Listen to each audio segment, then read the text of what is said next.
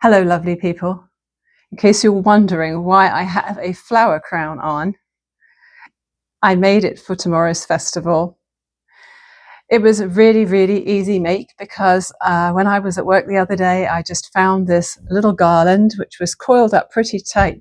But when you open it out, you can recoil it in a larger diameter to fit your head, and you just twist the bits around.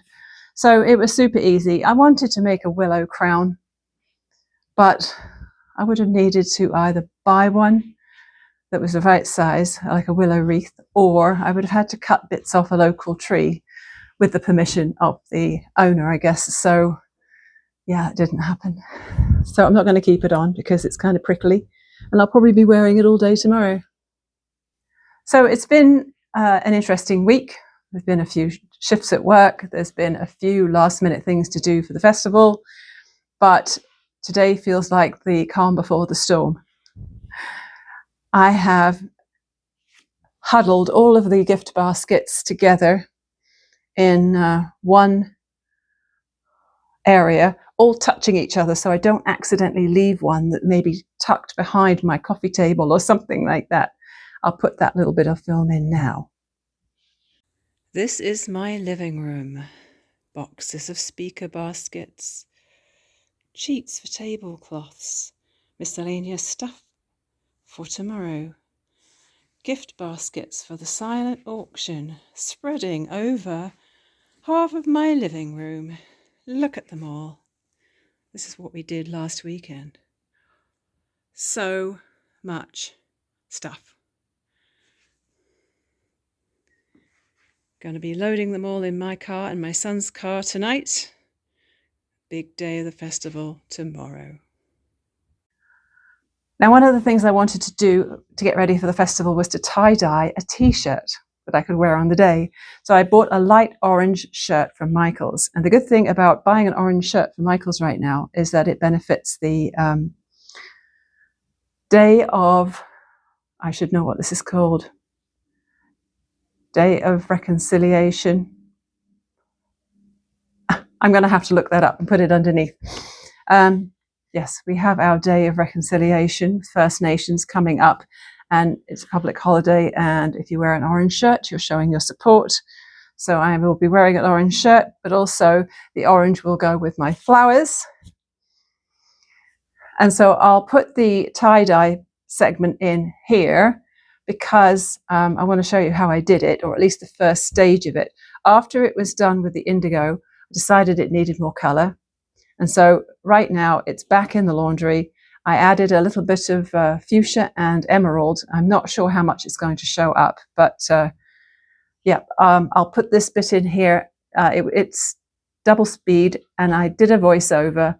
Unfortunately, the voiceover didn't record very loud, and I had to like up it by 200%. So hopefully you can hear me okay. I decided I was going to tie-dye a t-shirt to wear at the festival on the weekend. So I bought one of the 100% cotton Gildan crew neck t-shirts in a large. I know it's going to be roomy on me, but I wanted to have lots of room to move in it, seeing I'm going to be busy at the festival. And I looked up a tutorial online for how to tie-dye. Turns out I didn't know how to do it, and I'm really glad I looked up the tutorial. And the funny thing is, it's actually a Michael's tutorial, so that was good. So here I am, I have a long piece of yarn, and I'm rather messily and probably not tight enough tying it into a little bundle. I did the swirl where you just, put your fingers in the middle and twist it. There's lots of other ways you can do it, as long as you have some sort of areas where they're going to resist the dye. And it's kind of divided into 6, sort of like a pizza. They did recommend using a wire rack so that it doesn't sit in a puddle of dye, which is a good idea. I'm using indigo dye on an orange t-shirt, and I don't really know how it's going to work out. Bit of a gamble, as always. I wasn't sure whether to try using some of my other colours as well, but I thought I'd see how it turned out with just the one colour. So I'm doing every alternate segment with the indigo. I wanted lots of orange still visible. because the orange will go with the flowery crown I'm going to be wearing too. So I made sure that the blue on each side matched up with each other and it didn't, it staggered. I'm just squirting it rather messily. Turns out for a 250 ml bottle, squeezy bottle like I have, you only need a tablespoon of dye, and you just fill it up with hot water and Bob's your uncle. So because I had a lot of stuff left in the indigo bottle, I decided to skein up a ball of dropped saffron and dye a bit of yarn. So I used some of my fuchsia and the rest of the indigo to dye some yarn as well. I washed the yarn after I had made it into a skein like that, or a hank. I washed it, left it damp, and then just threw it on there and squirted. It's important to start with a damp thing that you want to dye, and also it's important that if you're using a basic RIT that you're using something that's mostly natural fibers. It was fun. I did protect my countertop with plastic, but I did not bother to wear gloves, so I now have blue hands. But that's okay. I don't mind getting messy, it's part of the fun.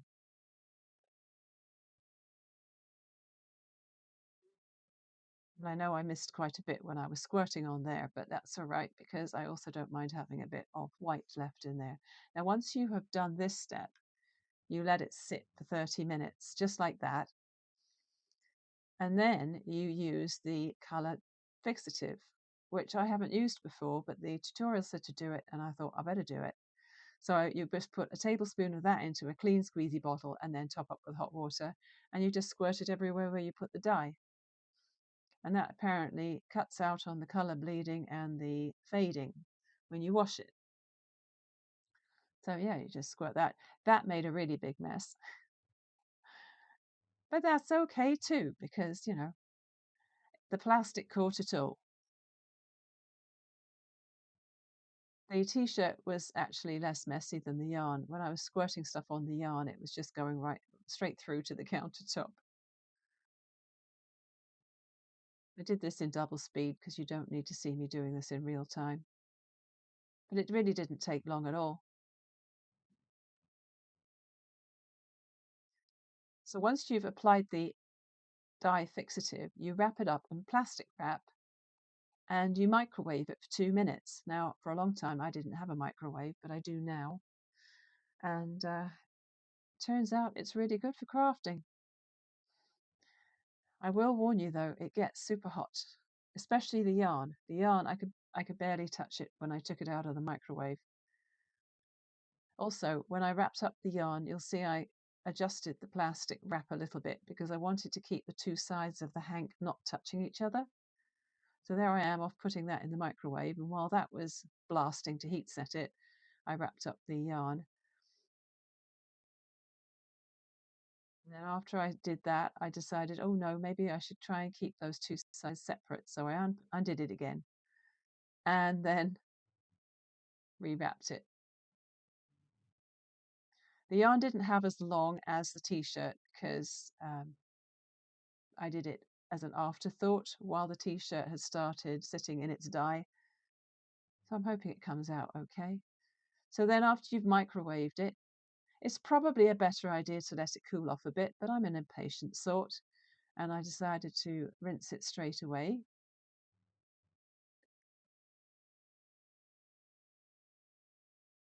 So once you've rinsed it in the cool water, in the case of the t-shirt, you put it on a cool wash. I did a cold wash, just a speed wash, which was 15 minutes with a little bit of detergent and an old towel to sop up any excess dye. That's what they suggest you do. And I hung it out on my washing line overnight. With the yarn, obviously I wasn't going to toss that in the washing machine. Yeah, you'll get a better view of that a little bit later. So with the yarn, I rinsed it. Yeah, this is where I burnt my fingers, pretty much. And I rinsed it and then I washed it with just dish soap. And then I hung it out on the washing line outside to drip dry onto the grass where it won't do any harm. Rit dye is non-toxic and it's harmless stuff, so I'm not worried about it going down the sink or anything or onto the grass. And I'm not worried about using gloves with it either.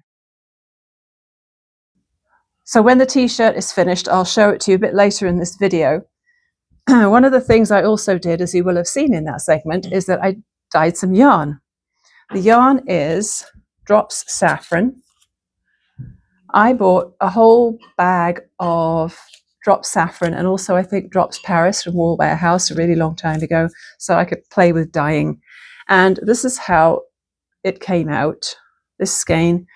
I really like it because even though you can still see the definite blues and pinks, there's a lot of areas where the colours combined. So there's a lot of different shades of it, which is, I think, really pretty. So I will have to wind that into a ball because I know it's going to look a lot different when it's in a ball too, but I haven't done that yet.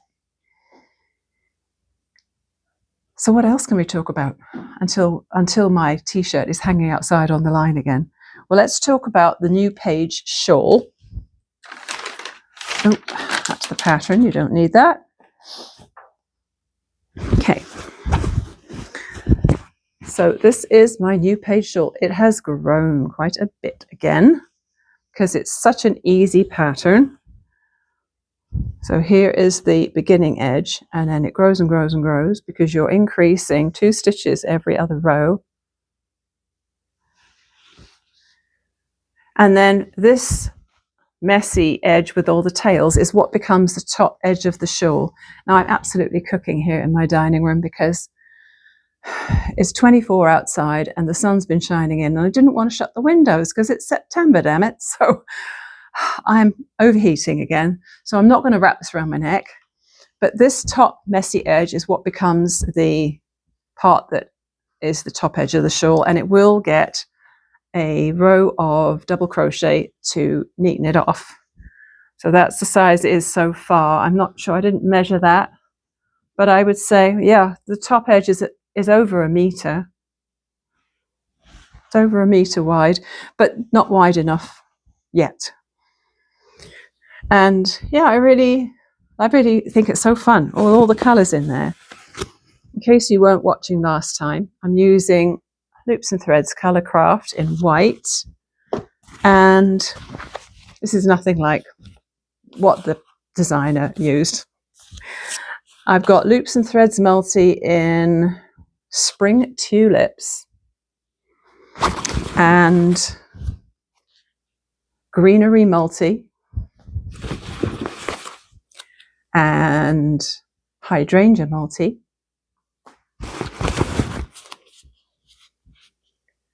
Meadow Flower Multi. I think that might be my favourite out of the 5 I've used. And where is it? Ocean Sun Multi. So all Michael's yarn, because, you know, I work at Michael's and I get a good deal on everything at Michael's. Well, almost everything. So yarn was on sale at 25% off when I bought that yarn. That was my bribe yarn because I'm currently in a self-guided fitness program where if I do my 3 workouts a week, I can reward myself with a ball of yarn. So that took 6 balls. So that was 6 weeks. 6 weeks of reward yarn. And I'm doing that with a 5.5 mil hook because I didn't want it too dense and I wanted it to drape nicely.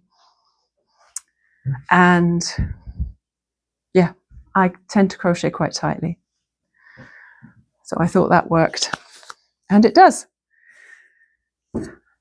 3 more weeks of fitness stuff later, I treated myself to 3 more balls of yarn.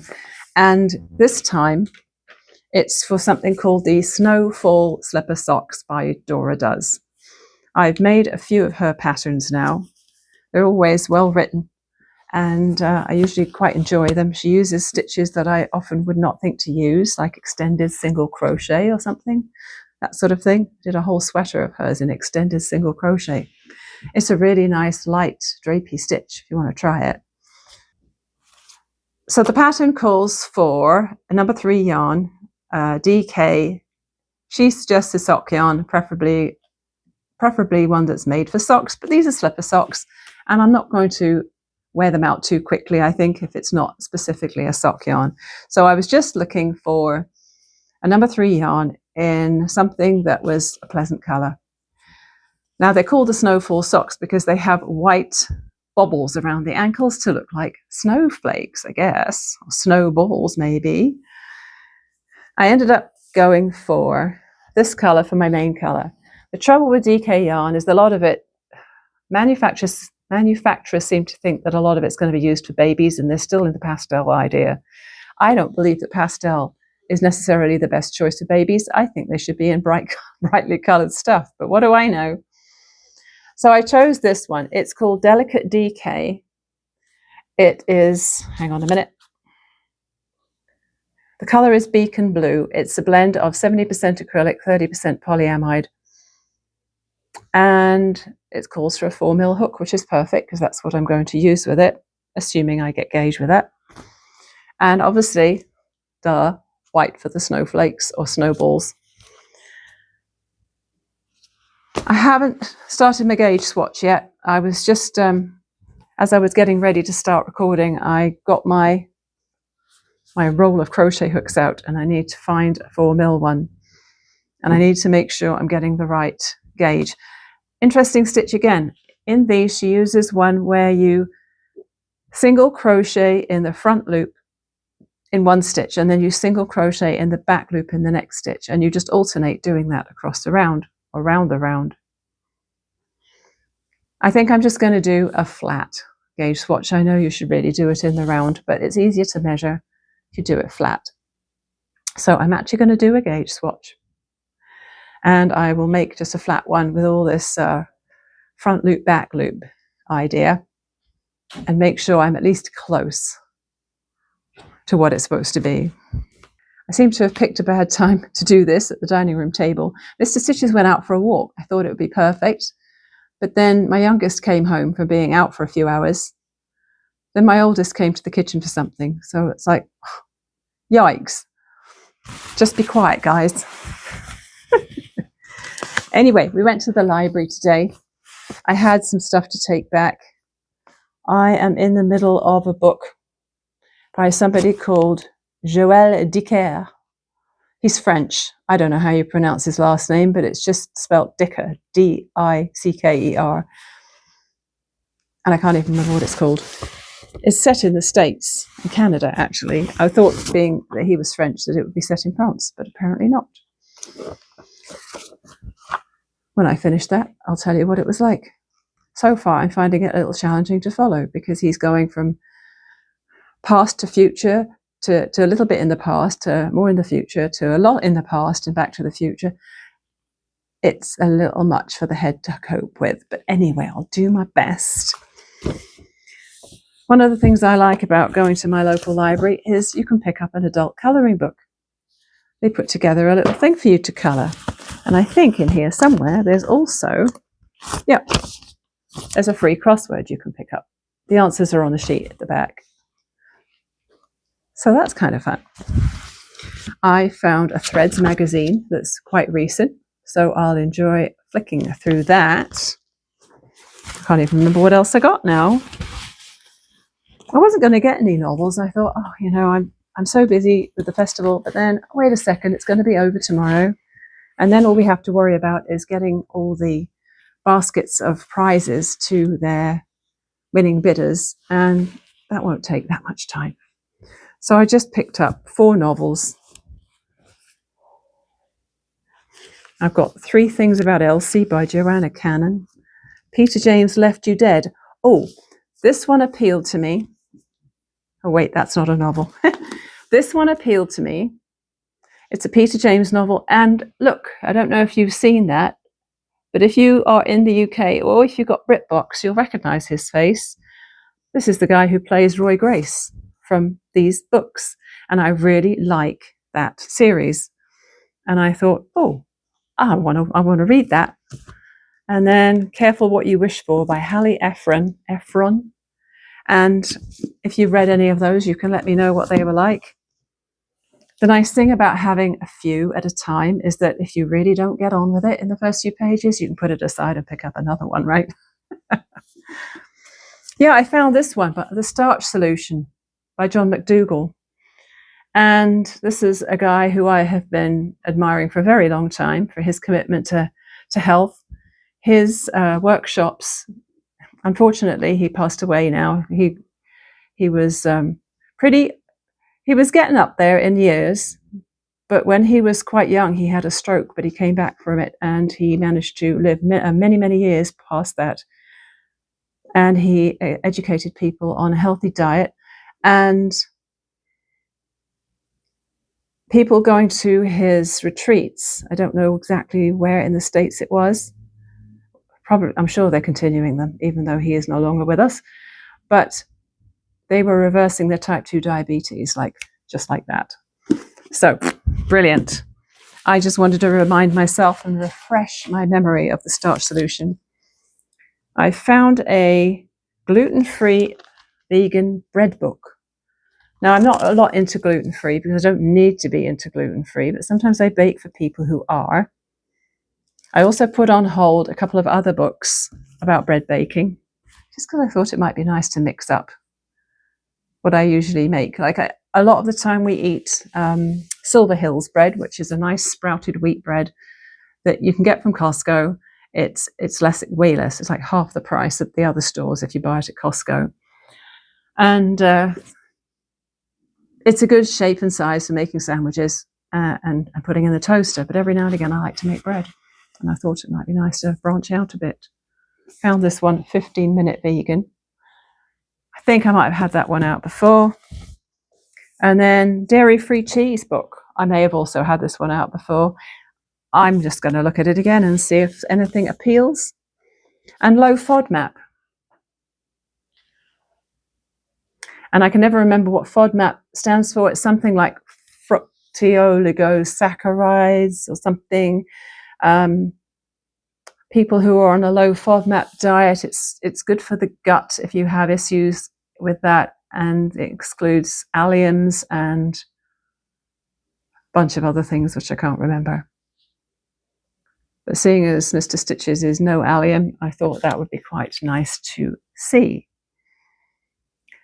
I am going to pop downstairs now, grab my t-shirt out of the dryer and hang it on the washing line outside, and I'll get a quick bit of film of it hanging outside in the sunshine so we can see how the second and third colours came up with the original indigo.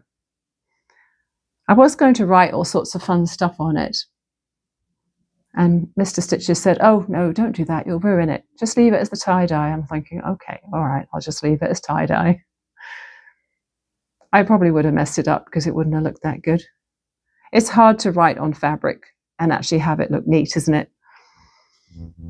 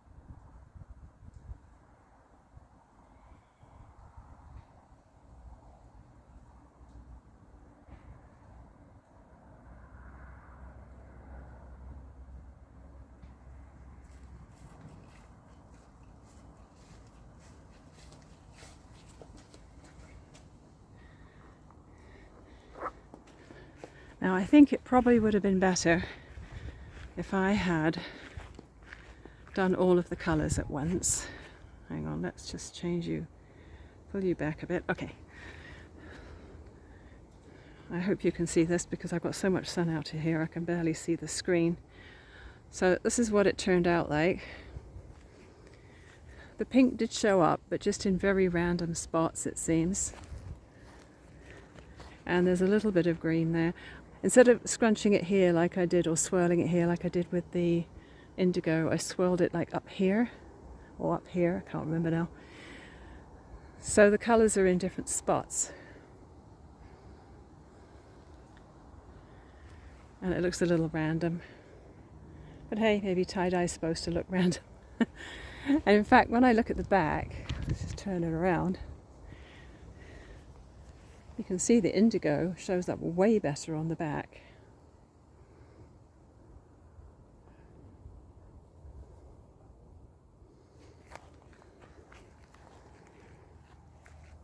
Let's turn it around so we've got the sun shining directly onto the shirt instead of having the shadows. Oh, that's better.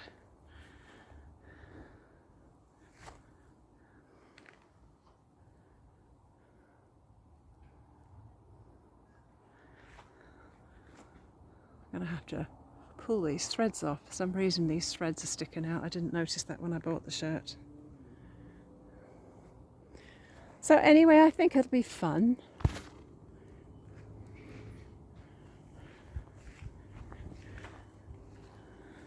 Worn with my flower crown.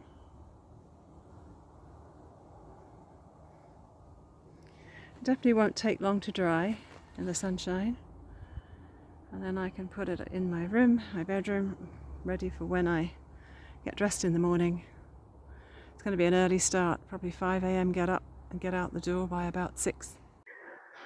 So to get my newly dyed yarn into a pretty little cake, I pulled out this Amish Swift, which Mr. Stitches made for me a little while back.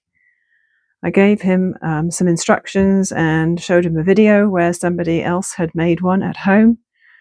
And he got the Lazy Susan attachment, which is this thing from Lee Valley, I think, and then just built it from the wood that he had lying around. So with the 2 of the dowels in, so just these 2, my skein fit perfectly. I had just wound it around my elbow and hand. So from my elbow to my hand gave me a hank that was just the perfect size to go straight across without using the 3rd and 4th sticky things. And then across to my yarn winder. And this is the pretty result. Look, isn't that lovely? I think that's rather gorgeous.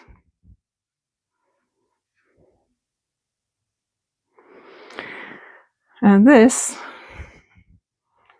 is a teeny tiny gauge swatch that I did for my sock. I know I said I was going to do it flat, but I did it in the round because I couldn't figure out how to get the single crochets in the back loop and the front loop to stack properly on top of each other if I did it flat. And as it turned out, my gauge swatch was perfect. I had to use a 3.75mm hook because I don't have a 4mm in this set. These are Knit Pro Waves, and I bought all 17 sizes, I think, from Wool Warehouse years and years ago, and they don't do a 4mm. But that actually worked out perfectly. And so what she does is she uses for the ribbing a hook size that's a whole millimetre smaller, and I happen to have a 2.75 as well. So that's what I'm going to be putting in the project bag to do the socks, hoping it's going to be okay because it's quite a fiddly stitch pattern. Single crochet in the front loop followed by single crochet in the back all the way around. And in the white it's doable, but of course I'm going to be doing the majority of my stitches in the blue, which is quite a bit darker. Crossing my fingers that I don't give up because it's too hard to see. The project bag of choice for the slipper socks is this guy. Even though it's very knit-centric, it's going to be for my project bag. And I just ran out and got my t-shirt from the washing line because that hot sun dried it in no time at all. And there's the final result.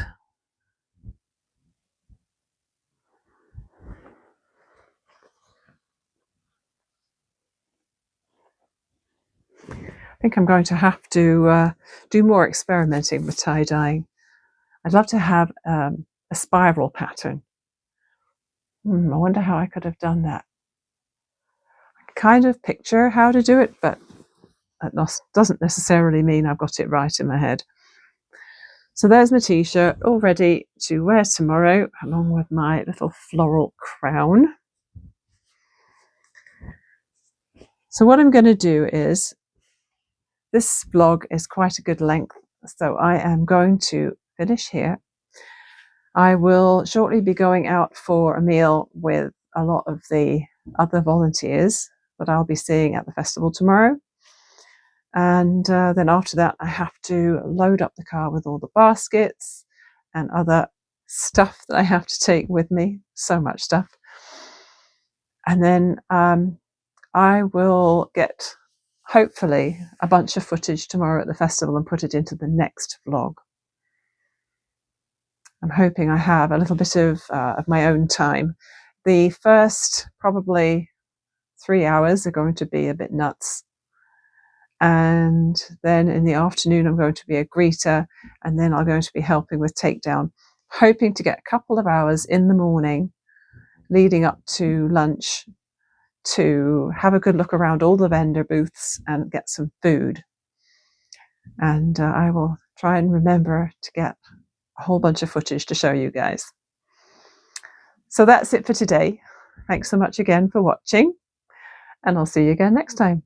Bye for now.